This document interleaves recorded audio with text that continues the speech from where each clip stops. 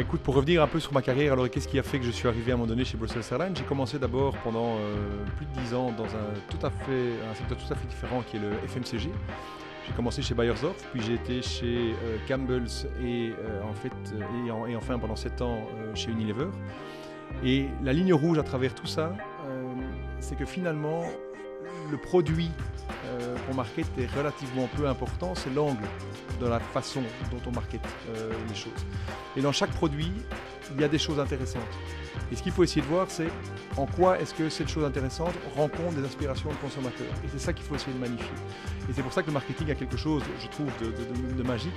C'est à un moment donné, comment est-ce que un pansement, pour reprendre mon premier job de marketeer, Hansaplast, comment est-ce que Hansaplast peut créer une différence par rapport à la concurrence. Et c'est ça qui fait la beauté des produits. Et donc pour moi, mon key learnings à travers tout ça, c'est que il faut toujours écouter le consommateur, il faut toujours voir quels sont ses besoins.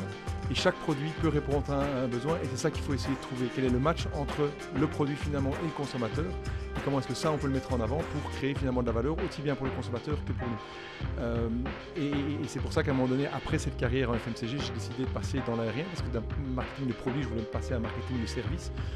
Où, de nouveau, la même ambition, comment vraiment écouter le consommateur, comment vraiment mettre le consommateur au centre pour créer de la valeur. Aussi bien pour lui que pour la société dans laquelle je travaille aujourd'hui, qui est Brussels Airlines.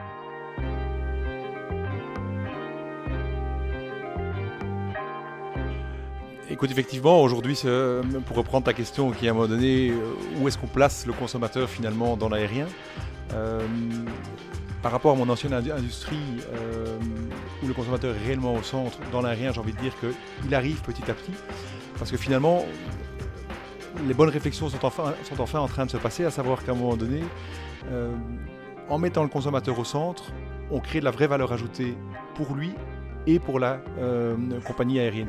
Parce qu'à un moment donné, il y a un cercle vertueux que je n'aime pas du tout, qui à un moment donné, on enlève, et donc on enlève les prix, on réduit les prix, mais donc on enlève quelque chose, on réduit les prix, et finalement, on copie juste finalement un Ryanair, et tout le monde préfère l'original à la copie.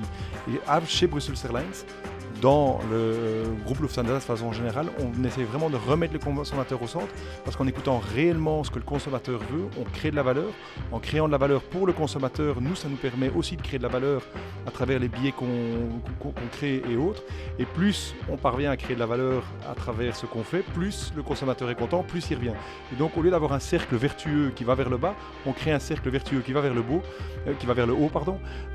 Et finalement, tout le monde est gagnant, aussi bien le consommateur que nous, la compagnie aérienne pour laquelle je travaille, Brussels Airlines, et plus généralement le groupe Lufthansa.